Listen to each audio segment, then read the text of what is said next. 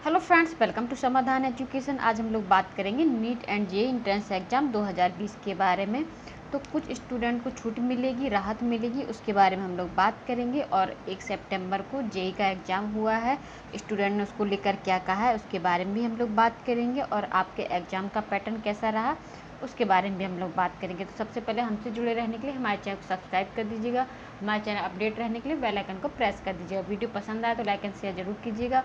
आप हमको इंस्टा पर फॉलो करना चाहते हो तो इंस्टा पर फॉलो कर सकते हैं, मैंने नीचे डिस्क्रिप्शन में लिंक दे दिया है। तो हम लोग देख लेते हैं।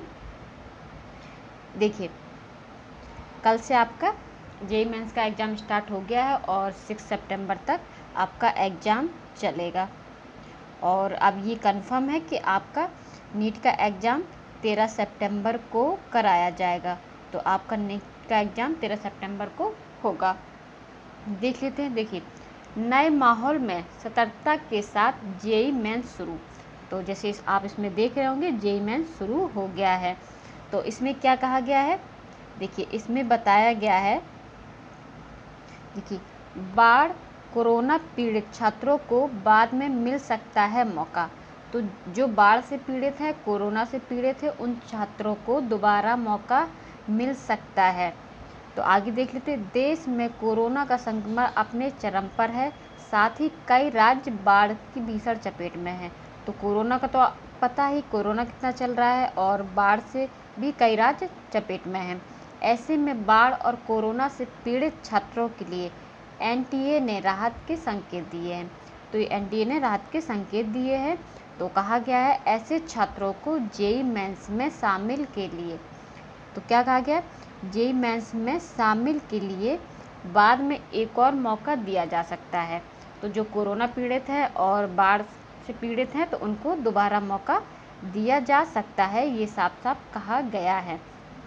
तो इसको आप समझ लीजिएगा, जिसके यहाँ ऐसा होगा तो उसको दोबारा मौका दिया जाएगा। तो आगे देख लेते हैं हम। देखिए आगे बात कर लेते हैं। जैसे इसमें कहा गया है सैकड़ों अभ्यर्थियों ने छोड़ी जेईई मेंस की परीक्षा। तो कुछ स्टूडेंटों ने एग्ज़ाम भी छोड़ा है। तो देख लेते हैं हम कि आज इसमें क्या क्या दिया गया है। तो जैसे आप देख रहे होंगे, यहाँ 102 अभ्यर्थियों ने छोड़ी परीक्षा।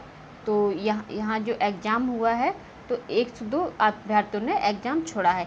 जेईई मेन को लेकर आए दिन हो रहे बवाल के बीच पहले दिन अभ्यर्थियों की उपस्थिति पर हर किसी की निगाहें थी। उपस्थिति पर इसका असर भी दिखा है। तो उपस्थिति पर इसका असर भी दिखा है।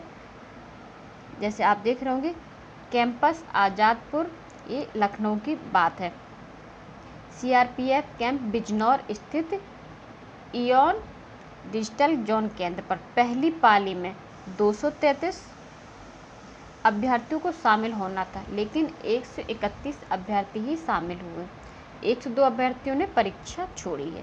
तो देखिए आप देख रहे होंगे, जैसे लखनऊ कोरोना संक्रमण काल में परीक्षा न कराए जाने के लेकर देश भर में चल रहे विरोध प्रदर्शन के बाद आखिरकार मंगलवार को आईआईटी समेत अन्य प्रतिष्ठित इंजीनियरिंग संस्थानों में दाखिले के लिए आयोजित होने वाली आपके एग्ज़ाम शुरू हो गया है।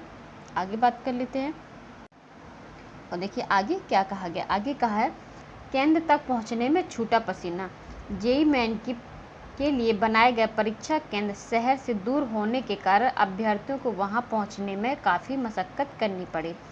महानगर से बिजनौर स्थित परीक्षा केंद्र पर परीक्षा देने पहुंचे अभ्यर्थी दिव्यांश, आगे देखते दिव्यांश और कल्याणपुर से आए मानस ने बताया कि केंद्र के बारे में पूरी जानकारी न होने से दूसरी पाली में परीक्षा होने के बावजूद वह पहली पाली में ही केंद्र पर पहुंच गए। वह अन्य परीक्षार्थियों ने बताया कि केंद्र तक सार्वजनिक साधन न मिलने से काफ़ी परेशानी का सामना करना पड़ा है।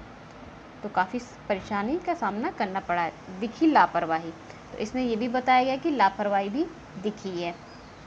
अभ्यर्थियों के मुताबिक केंद्र पर परीक्षा शुरू होने से करीब 2 घंटे पहले पहुंचना था।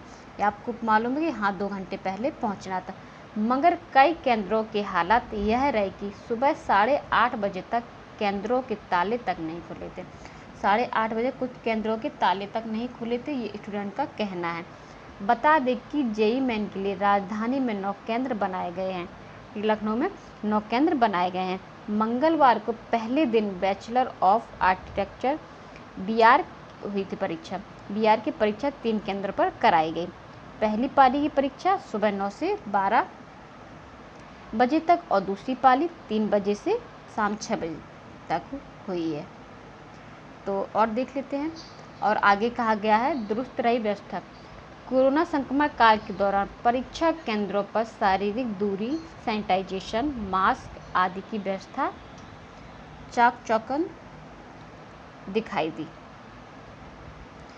देखिए, जैसे आप देख रहे हैं, परीक्षा केंद्र पर प्रवेश के दौरान प्रत्येक अभ्यर्थी को सैनिटाइज करने से लेकर मास्क आदि भी उपलब्ध कराए गए हैं।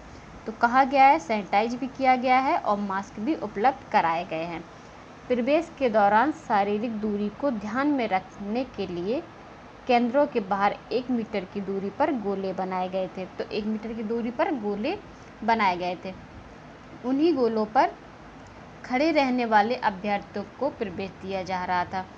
केंद्र पर पहचान पत्र चेक करने वाले कर्मी भी फेस मास्क और ग्लव्स से लैस थे। तो ये भी कहा गया है कि फेस मास्क और ग्लव्स से लैस थे। तो आगे देख लेते हैं कि पेपर पैटर्न को लेकर क्या कहा गया है, उसके बारे में हम लोग बात कर लेते हैं। देखिए, इसमें कहा गया, और ये जो पेपर कटिंग है मैं आपको टेलीग्राम चैनल पर डलवा दूँगी, आप वहाँ जाके देख सकते हैं, क्योंकि टेलीग्राम चैनल का लिंक मैंने नीचे डिस्क्रिप्शन में दे दिया है। देखिए, इसमें कहा गया है, सवालों में रहा लखनऊ का बड़ा इमामबाड़ा। देखिए, बड़ा इमामबाड़ा कहाँ है ये पूछा गया है। IIM का इंफ्रास्ट्रक्चर किसने डिजाइन किया है, ये भी पूछा गया है। इक्वलिटी का क्या रंग है, जैसे मृत्यु का काला रंग है। ईंट की वास्तविक चौड़ाई क्या है, ये भी पूछा गया है। कुछ ऐसे ही सवाल जेईई मेन में पूछे गए थे। सवालों के जवाब दिए गए विकल्प में से चुनना था। ये तो जाहिर सा विकल्प से ही चुनना था। जिस अभ्यर्थी को सवाल का सही उत्तर नहीं मालूम था वह उसे छोड़ भी सकता था। कोरोना से बचाव के बीच मंगलवार को परीक्षा देकर केंद्र से छूटे अभ्यर्थियों ने बताया। तो अभ्यर्थियों ने क्या बताया है कि परीक्षा पैटर्न पिछले साल की तुलना में इस बार भी समान रहा है। तो इस बार भी आपका परीक्षा पैटर्न कैसा रहा, समान रहा है। बिजनौर स्थित परीक्षा केंद्र से परीक्षा देकर निकली MN रिजाज खान ने बताया। तो क्या बताया है,